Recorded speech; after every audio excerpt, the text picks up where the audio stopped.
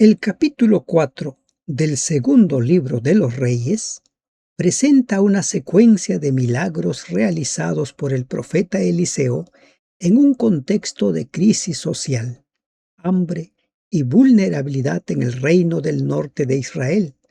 A diferencia de historias centradas en la política o la guerra, este capítulo enfoca la intervención de Dios en la vida cotidiana. Una viuda endeudada, una mujer estéril, una madre en duelo, una comunidad hambrienta. Literariamente, el capítulo está estructurado como una colección de relatos milagrosos que muestran la continuidad del ministerio profético iniciado por Elías, pero con un énfasis particular en la provisión, la restauración y la compasión divina. Teológicamente, el capítulo 4 del segundo libro de los Reyes revela a un Dios que actúa en lo ordinario, transforma la escasez en abundancia y tiene poder sobre la vida y la muerte.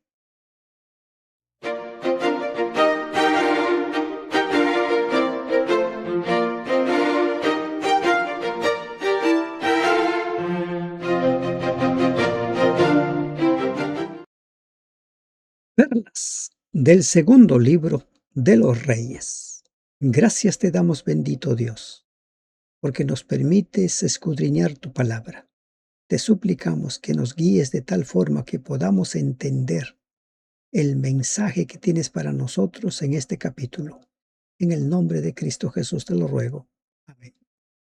Buen día, hermanos y hermanas de esperanza. Continuamos nuestro estudio del segundo libro de los Reyes. Cada día nos vamos encontrando con nuevas perlas. Y si usted se ha dado cuenta, son perlas para nuestra vida diaria. Continuemos animando a las personas a sumarse al estudio. Nuestra misión es hacer que las personas conozcan a Cristo y la mejor manera es a través de su palabra. ¿Cuál es el objetivo general de este capítulo 4? Demostrar la soberanía y la provisión misericordiosa de Dios a través del ministerio profético de Eliseo, enfatizando que Dios tiene poder absoluto sobre la economía, la muerte, los peligros naturales y la escasez, respondiendo con fidelidad a la fe de quienes le buscan. Entre los objetivos específicos de este capítulo encontramos 1. Analizar el principio de la participación humana en el milagro. Estudiar cómo en el caso de la viuda y la tsunamita, en un caso el aceite, en el otro caso la hospitalidad, Dios utiliza los recursos limitados a los actos de servicio del ser humano como base para manifestar su abundancia. 2. Identificar la fe persistente frente a la tragedia. Examinar la actitud de la mujer tsunamita ante la muerte de su hijo, destacando su determinación de buscar al profeta y su confesión de fe. Todo está bien, como modelo de confianza en medio del dolor. 3. Contrastar el poder de Dios con las limitaciones humanas. Giezi versus Eliseo. Diferenciar por qué el báculo en manos de Giezi no funcionó, subrayando que el poder espiritual no reside en objetos o rituales, sino en una relación íntima y de oración con Dios. 4. Reconocer la protección divina en la vida cotidiana, el potaje. Valorar cómo la intervención de Dios alcanza hasta los detalles más sencillos, como la alimentación de una comunidad, demostrando que Él es capaz de sanar y neutralizar aquello que nos envenena o nos daña. 5. Relacionar la multiplicación de los panes con la provisión mesiánica. Establecer un puente teológico entre el milagro de los 20 panes de cebada que alimentaron a 100 personas y los milagros posteriores de Jesús, confirmando que el Dios del Antiguo Testamento es el mismo Dios de provisión en el Nuevo Testamento. Dentro de los temas principales del capítulo 4 tenemos la provisión divina en medio de la escasez. Dios multiplica el aceite de la viuda y los panes para 100 hombres, mostrando que la limitación humana no restringe su poder. 2. La compasión de Dios hacia los vulnerables. El capítulo resalta la atención divina hacia una viuda endeudada, una mujer estéril y una comunidad hambrienta, evidenciando sensibilidad pastoral y justicia social. 3. La fe activa y obediente. Tanto la viuda como la mujer sunamita responden con acciones concretas ante la palabra del profeta Eliseo, demostrando que la fe bíblica implica obediencia práctica. 4. El poder de Dios sobre la vida y la muerte. La resurrección del hijo de la sunamita afirma la soberanía divina sobre la existencia humana y anticipa el tema mayor de la victoria sobre la muerte en la historia bíblica. 5. La eficacia de la palabra profética. Cada milagro ocurre conforme a la palabra declarada, subrayando la autoridad del ministerio profético iniciado por Elías y continuado por Eliseo. ¿Qué casos psicológicos encontramos en este capítulo 5? Quizás alguno de estos casos tenga que ver con nosotros. 1. La viuda, el duelo complicado y el estrés financiero. El duelo está relacionado con la pérdida de lo que más queremos. Toda pérdida trae como consecuencia el duelo.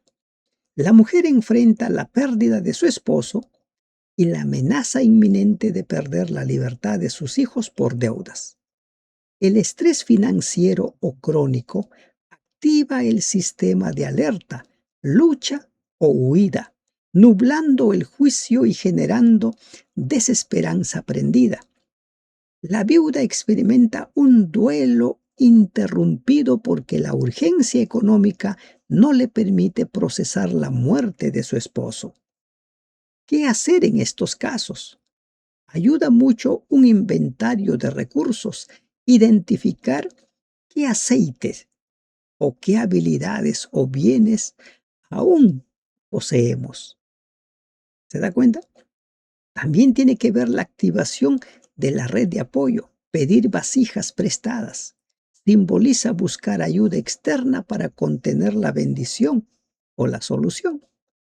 Establecer prioridades. Pagar la deuda primero para recuperar la paz mental y luego planificar el sustento. 2. La tsunamita, el mecanismo de negación funcional.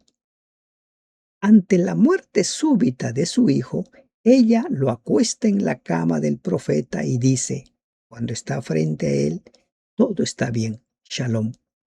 ¿A quiénes le preguntan? La negación no siempre es patológica. A veces es un mecanismo de defensa temporal que permite a la persona seguir funcionando bajo un trauma extremo. Ella no está ignorando la realidad, está protegiendo su misión de buscar ayuda sin desmoronarse antes de tiempo. ¿Qué hacer? 1. Validación emocional. Permitir que la persona hable con alguien de confianza, el Eliseo en tu vida, donde finalmente puedas soltar la carga. 2. Enfoque en la solución. Mantener la calma operativa mientras se llega al recurso de ayuda profesional o espiritual. Recuerda, enfócate en la solución, no en el problema. 3. Giesi, el síndrome del ayudante impotente. Giesi intenta resucitar al niño con el báculo. El báculo de Eliseo. Eliseo le dijo que hiciera tal cosa, pero fracasa. Se siente frustrado al no poder replicar el éxito de su maestro. El síndrome del impostor o la frustración por la falta de resultados propios Puede ocurrir en roles de asistencia. Jesse actúa por imitación mecánica, no por convicción o conexión real con la situación. ¿Qué hacer en estos casos? 1. Desarrollo de identidad. Diferenciar las capacidades propias de las del maestro o el líder. 2. La autenticidad. No usar herramientas ajenas si no hay una preparación interna detrás. Aceptar las limitaciones personales como parte del proceso de crecimiento. 4. El potaje envenenado, la ansiedad colectiva por supervivencia. En tiempo de hambruna, el hambre impulsa la imprudencia, comer plantas desconocidas. Al detectar el veneno surge el pánico grupal. Hay muerte en la olla. En periodos de escasez o crisis social, la impulsividad aumenta. Las personas suelen tomar decisiones arriesgadas por desesperación, lo que a menudo introduce veneno, malas decisiones, vicios, riesgos en el núcleo familiar o comunitario. ¿Qué hacer? 1. Neutralización. No desechar todo el esfuerzo, sino introducir un elemento sanador, como en el caso de Eliseo, la harina. En psicología esto es reformular la situación. 2. Educación preventiva. Aprender a identificar qué elementos externos son tóxicos antes de incorporarlos a la olla de la vida personal. 5. El criado de los 20 panes, el sesgo de escasez. El criado se enfoca en la desproporción. 100 hombres para alimentar frente a 20 panes. Su lógica matemática bloquea su fe y su capacidad de gestión. El sesgo de escasez estrecha el foco de atención hacia lo que falta, impidiendo ver las posibilidades de optimización de lo que se tiene. Produce ansiedad y parálisis por análisis. ¿Qué hacer en estos casos? 1. El reencuadre cognitivo. Cambiar la pregunta de ¿cómo alcanzaré? A empecemos con lo que hay. 2. Acción paso a paso. Repartir el primer pan. La solución a menudo aparece durante la ejecución, no solo en la planificación. Ahora pasamos al estudio versículo por versículo de este capítulo 4. En la primera parte nos encontramos con un milagro, la provisión sobrenatural en medio de la deuda. Una mujer viuda, una mujer endeudada que corre el riesgo de perder a sus hijos. Una mujer de las mujeres de los hijos de los profetas, lo que hoy en día podrían ser los pastores. Clamó a Eliseo diciendo: Tu siervo mi marido ha muerto, y tú sabes que tu siervo era temeroso de Jehová. Y ha venido el acreedor para tomarse 2 hijos míos por siervos. La mujer tiene muchos problemas. La muerte del esposo, un periodo de luto. Pero no hay tiempo para lamentar la muerte del esposo porque el finado ha dejado una deuda. El acreedor viene a cobrar, no hay dinero para pagar. Y lo que él pretende hacer es llevarse a los 2 hijos de la viuda para poder cobrar la deuda. Un problema sobre otro y sobre otro sobre la mujer. A veces en la vida sucede eso. Los problemas se acumulan y solemos desesperar. Y la mujer está desesperada. Pero lo bueno de la mujer es que va a buscar ayuda. No se queda lamentando su pena, no se queda abrumada por las deudas, por la muerte, por el peligro de perder los hijos. No se queda ahí. Sale a buscar ayuda y busca al profeta. De la misma manera, nosotros hemos de salir a buscar la solución, ir y postrarnos, pedir ayuda. Y ahora, ¿cuál es la respuesta del profeta? Aprendamos de la respuesta. Dice, y Eliseo le dijo, ¿qué te haré yo? Cuando Pedro y Juan van al pórtico del templo, se encuentran con un mendigo. El mendigo les pide plata y ellos dicen, plata ni oro tenemos, pero lo que tengo te voy a dar. Y aquí sucede algo similar.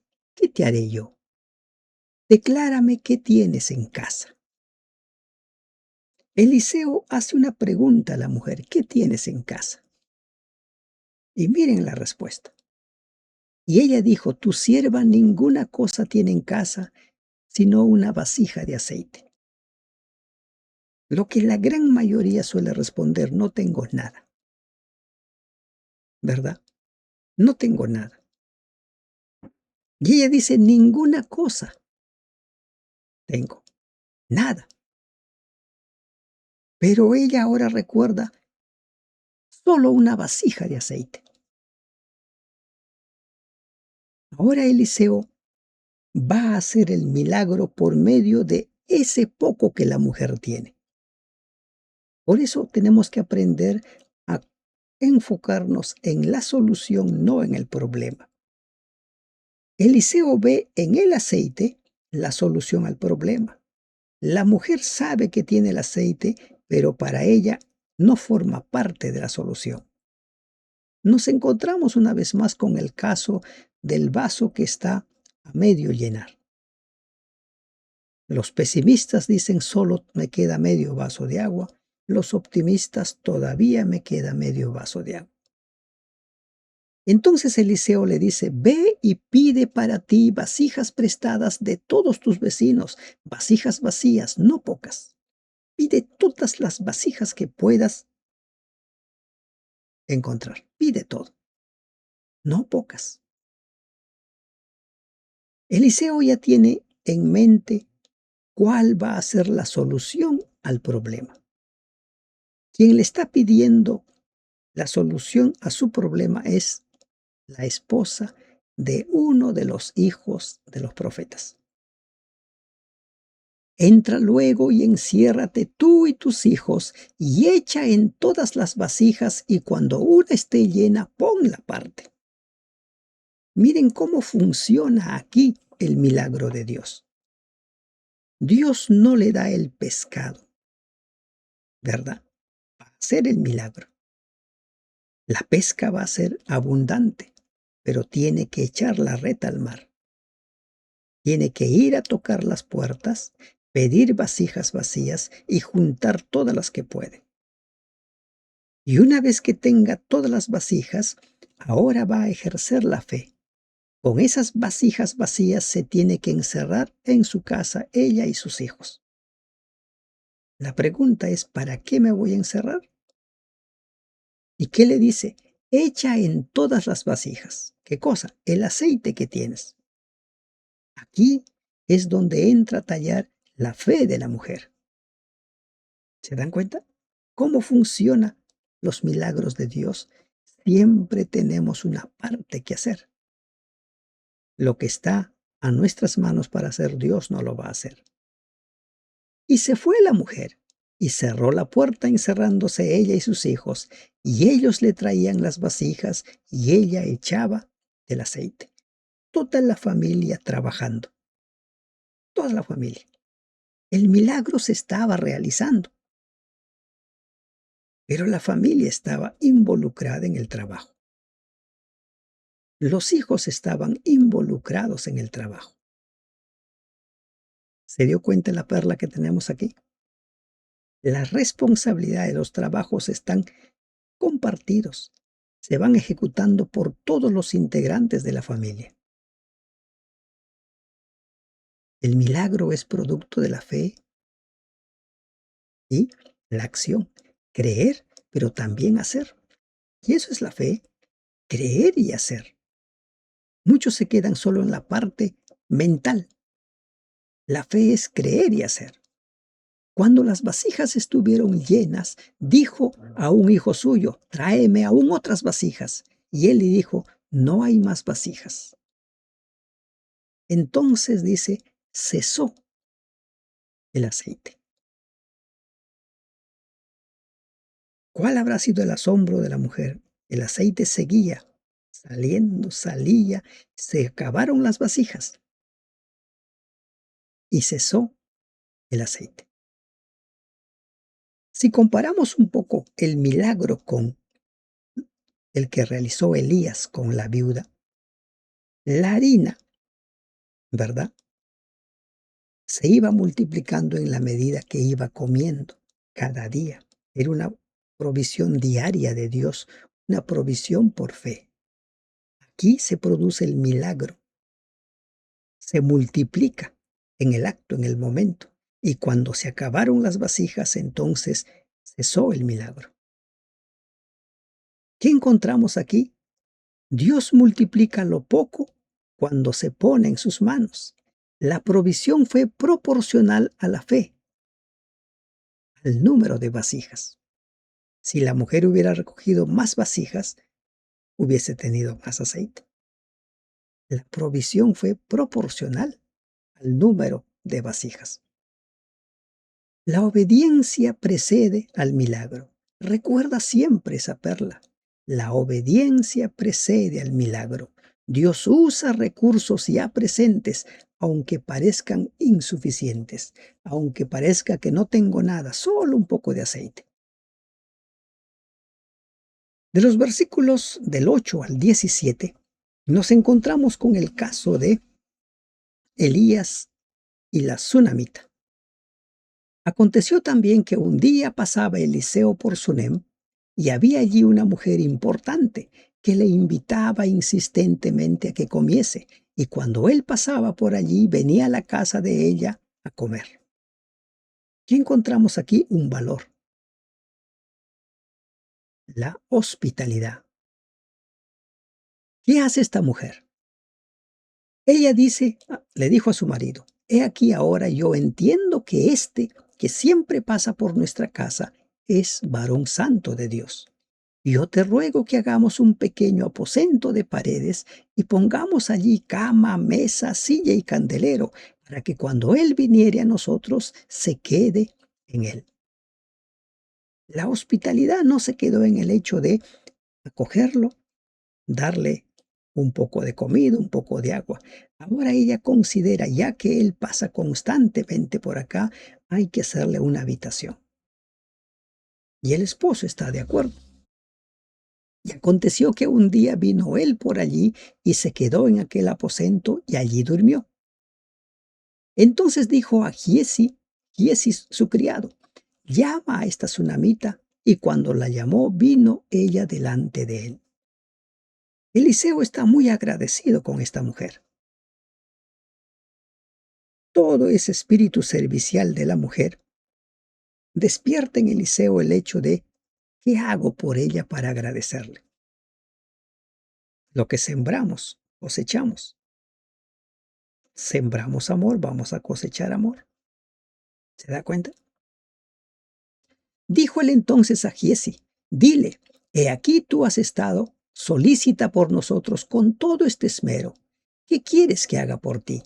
¿Necesitas que hable por ti al rey o al general del ejército? Y ella respondió: yo habito en medio del pueblo. No tengo necesidad de nada. Interesante la respuesta de la mujer, pero también aquí encontramos por primera vez la forma particular que tiene Eliseo de tratar con las personas. Lo hace a través de Giesi. Dile. Y solo en ocasiones o esporádicas lo hace directamente. Y él dijo: ¿qué pues haremos por ella? Y Giesi respondió: he aquí que ella no tiene hijo y su marido es viejo. Giesi se había dado cuenta de una necesidad. La mujer tenía recursos económicos, pero no tenía hijos. Y entonces le comenta esto a Eliseo. Dijo entonces: llámala. Y él la llamó y ella se paró a la puerta. Y él le dijo: el año que viene, por este tiempo, abrazarás un hijo. Y ella dijo: No, señor mío, varón de Dios, no hagas burla de tu sierva. Mas la mujer concibió y dio a luz un hijo el año siguiente, en el tiempo que Eliseo le había dicho. Dios honra la generosidad desinteresada. Esta mujer hizo lo que hizo sin esperar nada a cambio. La bendición puede llegar en el área de mayor esterilidad. Vas a tener un hijo. Ella lo toma como una burla. Y además le da el tiempo. Y esos son los milagros de Dios. Claros, específicos, precisos. El servicio genuino produce fruto inesperado. Dios conoce los deseos no verbalizados. Hay personas que durante su vida han sido dadivosos y cuando ya llegaron a la edad adulta, empiezan a recibir porque mucha gente, agradecidos de haber sido servidos por ellos, ahora les sirven. Y entonces nos encontramos con un gran valor, la hospitalidad, la dadivosidad, el servicio. Pero también nos encontramos con un principio que nadie puede rebatir. Solo Dios puede dar vida donde no lo hay. ¿Se dan cuenta? Dios puede dar vida. Este es un principio elemental. Y el niño creció, pero aconteció un día que vino a su padre que estaba con los segadores. Y dijo a su padre: ¡ay, mi cabeza, mi cabeza! Y el padre dijo a un criado: llévalo a su madre.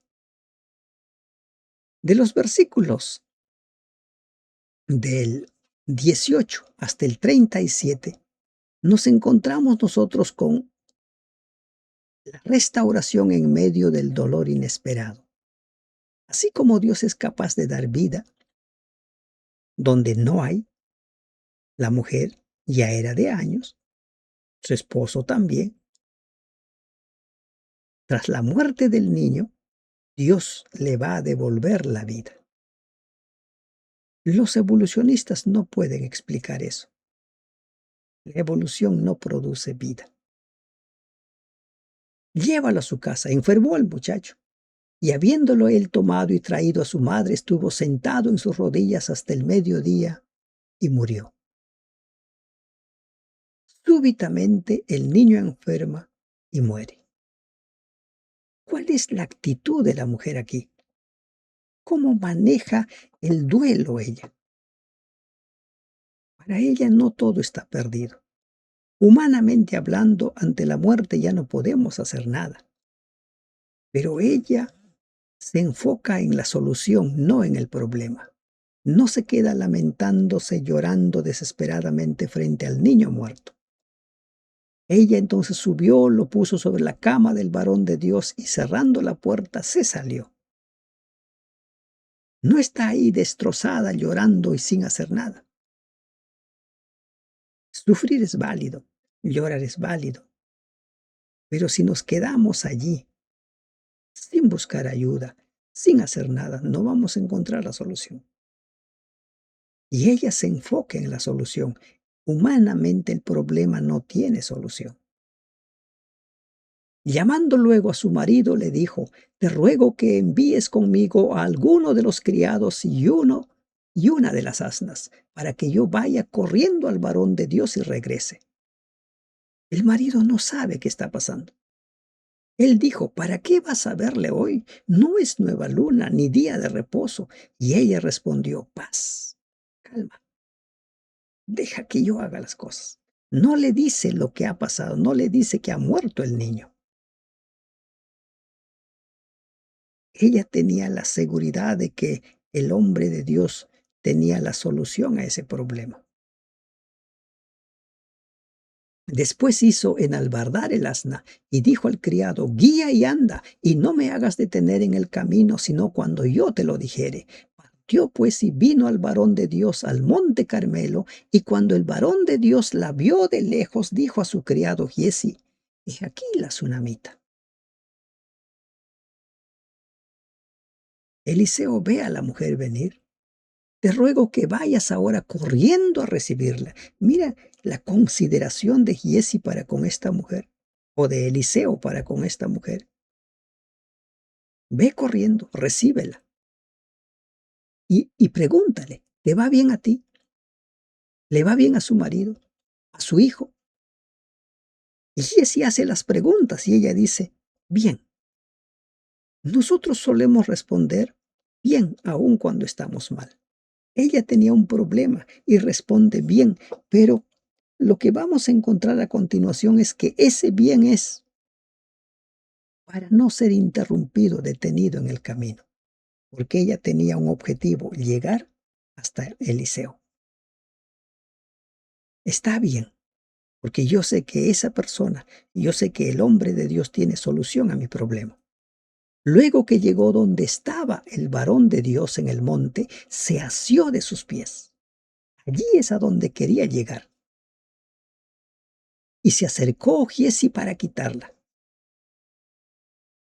Giesi ve en el acto de la mujer de asirse del pie de Eliseo como algo que no se debe hacer. Como diríamos en la iglesia, es algo irreverente. Reverencia, como dicen algunos, reverencia, hermanos. Inmediatamente quiere acercarse para retirarlo. Giesi no sabe qué está pasando con la mujer, solo ve lo que está haciendo y le parece que está mal. A veces nosotros juzgamos las cosas y llegamos a una conclusión de que está mal, pero no sabemos qué es lo que está sucediendo. Por eso es necesario primero informarnos qué está sucediendo. Y Eliseo le dice, déjala, porque su alma está en amargura. Hay dolor en ella. Y miren la forma como se enfoca el alma. Porque su ser está en amargura. Porque ella está sufriendo. ¿Mm? Alma en la Biblia no es una sustancia etérea, es la persona, porque ella está sufriendo. Y Jehová me ha encubierto el motivo y no me lo ha revelado. ¿Saben? No siempre, no siempre Dios revela todo a sus siervos los profetas. No siempre los líderes religiosos lo saben todo. No siempre. Y Jehová me ha encubierto el motivo, no me lo ha revelado. Pero ahí está la mujer asida de su pie. Tiene un tiempo para desahogarse, tiene un tiempo para llorar y tiene el tiempo para exponer ahora su dolor. ¿Cuál es el problema? Cuando estás frente al caso de una persona que está sufriendo, dale tiempo para procesar su dolor. No le digas ten fe. Valida su dolor. Después podrás hablar con la persona. Y ella dijo, pedí yo, hijo, a mi señor. ¿No dije yo que no te burlases de mí? La mujer empieza como recriminando a Eliseo. ¿Por qué? ¿Para qué me dieron un tesoro para luego quitármelo? ¿Para qué me dieron un motivo de alegrarme en la vida para luego privarme de ella? Eliseo entendió el problema. Entonces dijo él a Giesi, ciñe tus lomos y toma mi báculo en tu mano y ve. Si alguno te encontrare, no lo saludes, y si alguno te saludare, no le respondas, y pondrás mi báculo sobre el rostro del niño. Ve. Eliseo le da la indicación a Giesi de ir. Era más muchacho, ve rápido, yo voy a demorar. Le da su báculo para que haga el milagro. Pero mientras tanto la mujer no va con Giesi. Y dijo la madre del niño, vive Jehová, y vive tu alma, que no te dejaré. La mujer estaba segura de que la solución no estaba en Giesi, la solución no estaba en el báculo, la solución estaba en el profeta de Dios. porque él era el profeta de Dios y Dios podía hacer milagro, así como ya hizo el milagro de darle un hijo. Él entonces se levantó y la siguió. Y Giezi había ido delante de ellos y había puesto el báculo sobre el rostro del niño, pero no tenía voz ni sentido. Y así se había vuelto para encontrar a Eliseo y se lo declaró diciendo: el niño no despierta. Aquí hay una gran perla.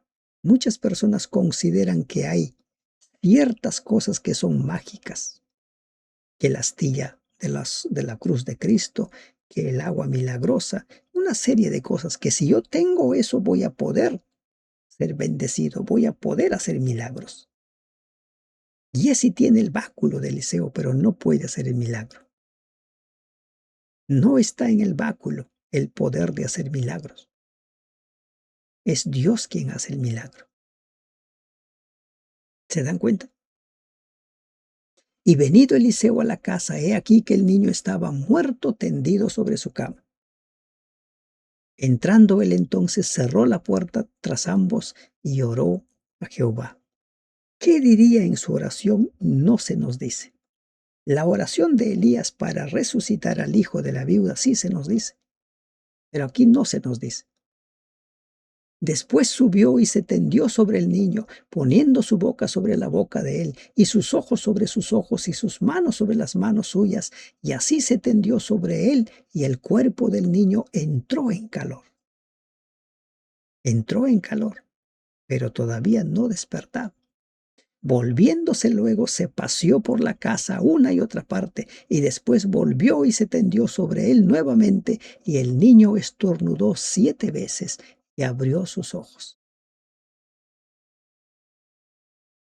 Un milagro inédito. ¿Recuerdan la forma como resucitó Elías al hijo de la viuda? ¿Se dan cuenta? Y aquí Eliseo lo hace de una forma distinta. Eliseo era discípulo de Elías. Pero cada persona debe encontrar su propia identidad, su propia forma de ser, no imitando. Mi maestro hacía eso, por eso yo hago esto. Mi padre hacía así, yo por eso lo hago así. Cada uno tiene su particularidad. Y Dios devolvió la vida al niño. Entonces llamó él a Giezi y le dijo: llama a esta tsunamita. Y él la llamó, y entrando ella, él le dijo: toma tu hijo. Y así que ella entró, se echó a sus pies y se inclinó a tierra, y después tomó a su hijo y salió. Primero dio gracias al profeta de Dios y después fue sobre su hijo. No hizo al revés. Ella había confiado en que el profeta de Dios haría el milagro, devolvería la vida a su hijo, por eso fue directamente donde él, y cuando es resucitado, ella agradece al instrumento de Dios y después va donde su hijo. Dios tiene poder sobre la muerte. La fe perseverante atraviesa el duelo. No todas las pérdidas son definitivas. La fe madura no niega el dolor, pero lo confronta con esperanza. Recuerda ello. La fe madura no niega el dolor, pero lo confronta con esperanza.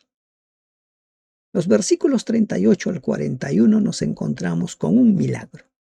La purificación en medio del hambre, la olla envenenada. Eliseo volvió a Gilgal cuando había una grande hambre en la tierra, y los hijos de los profetas estaban con él, por lo que dijo a su criado: pon una olla grande y haz potaje para los hijos de los profetas. Prepara una comida. Había mucha hambre.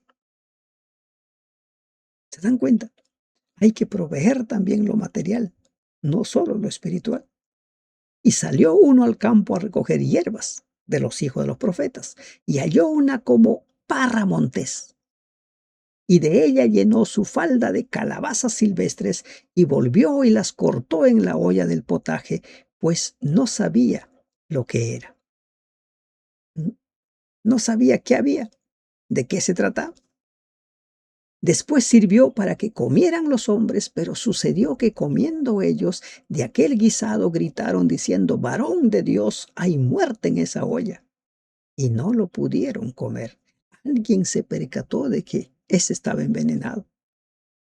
Él entonces dijo: traed harina, y la esparció en ella, en la olla, y dijo: da de comer a la gente. Y no hubo más mal en la olla.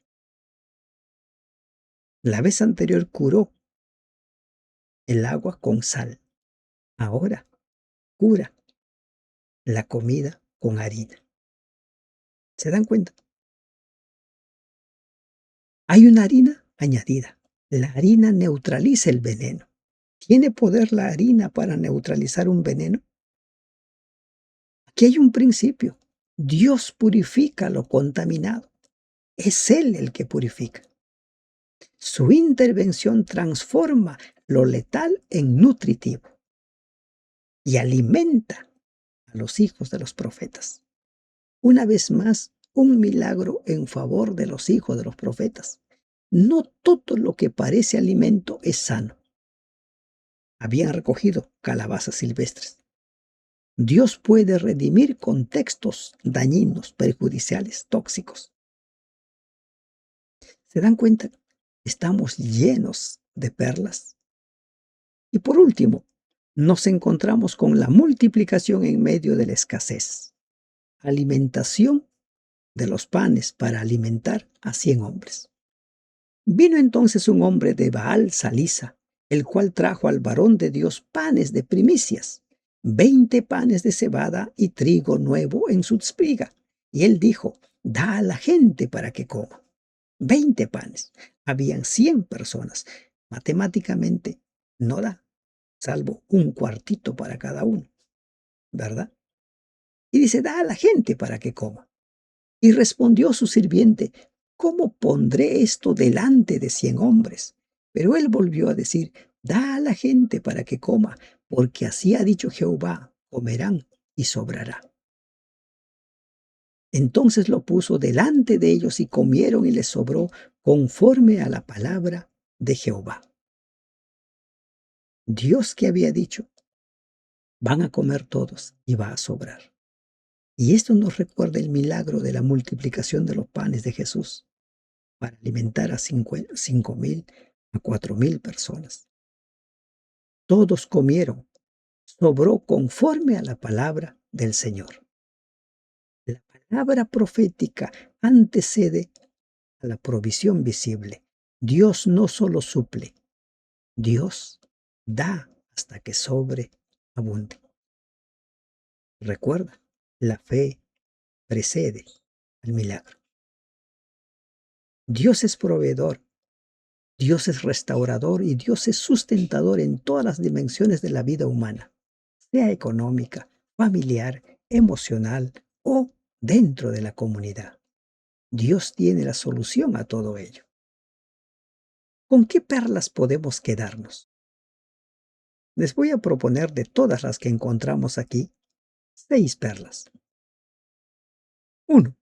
Dios comienza con lo que ya tienes. ¿Qué tienes ahí? ¿Recuerdan las palabras a Moisés? ¿Qué tienes en la mano?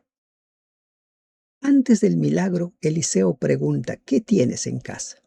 La provisión divina no ignora los recursos existentes, los redime y los multiplica. No debemos subestimar lo pequeño, puede ser el punto de partida del cambio. 2. La obediencia crea el espacio para el milagro. La viuda tuvo que pedir muchas vasijas para ver la multiplicación. La fe práctica precede a la manifestación. La acción obediente amplía la capacidad de recibir. Tercera perla: la generosidad desinteresada trae bendición inesperada. Ella, la tsunamita, hospeda sin pedir nada a cambio. Dios honra la hospitalidad y la fidelidad silenciosa de esta mujer. Servir sin cálculo abre puertas que no se pueden forzar. Recuerde, El juicio de las naciones, Mateo 25. Tuve hambre, tuve sed, me diste. Y la lista es larga. ¿Cuándo te dimos? Dieron sin esperar nada a cambio. La fe madura persevera en medio del dolor. La madre, la tsunamita, no se instala en la desesperación ante la muerte de su hijo. Busca ayuda. La fe no niega la crisis, pero tampoco se rinde ante ella. En la pérdida, la acción dirigida es mejor que la parálisis emocional. 5. Dios puede destruir lo que amenaza destruir. Lo que parecía mortal fue transformado. Recuerden la comida envenenada. La intervención divina no solo provee, también purifica. Las situaciones dañinas, perjudiciales pueden ser redimidas bajo la dirección divina. Y 6. Cuando Dios promete, siempre sobra. La multiplicación de los panes. Comerán y sobrará. Y así fue.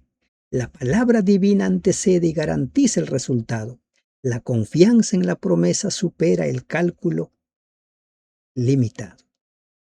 El capítulo 4 del segundo libro de Reyes revela un patrón constante. Hay una crisis, se cree en la palabra de Dios, se obedece la palabra de Dios, Dios interviene, Dios restaura. Confía en Él, entrégale tu vida. Que Dios te bendiga. Amén.